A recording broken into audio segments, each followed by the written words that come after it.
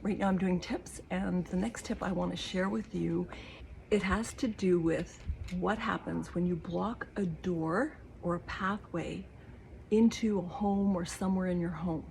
Now, I've often gone to friends' houses and saw that they've located a big chest of drawers up against a door that they didn't want to use for whatever reason.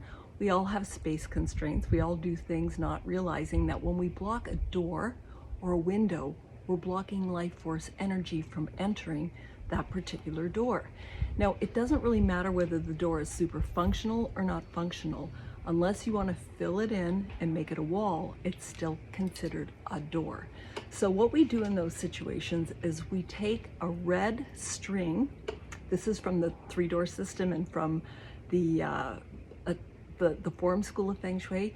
You take a multiple of 3. So I take a red string or a cord and I put it underneath the door, so that you can actually symbolically, what you're doing is you're joining the life force chi on one side of the door to the life force chi on the other, because you've blocked it with something, whether it's a dresser, whether it's something that you just have to move there, whatever it is. Even if you put a big blanket over the door and nobody knows it's a door, it's still a door.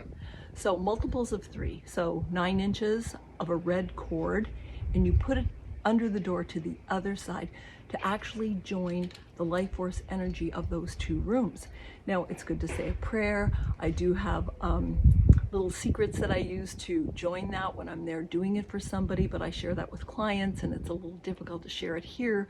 But so long as you do it with intention and repeat that you're doing this a number of times in a sacred way, some kind of prayer, you know that you've now unblocked the blocked chi from the door, from the window.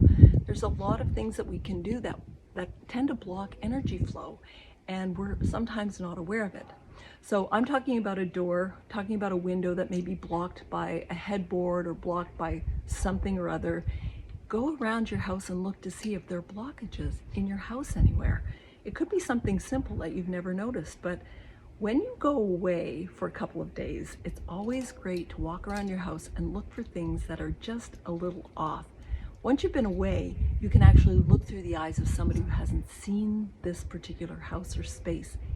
For you, it's just a couple of days or a week or a holiday. It's really good to do. So that's all about blocking energy. Charlene here from Radical Feng Shui with Charlene. Thanks for joining me.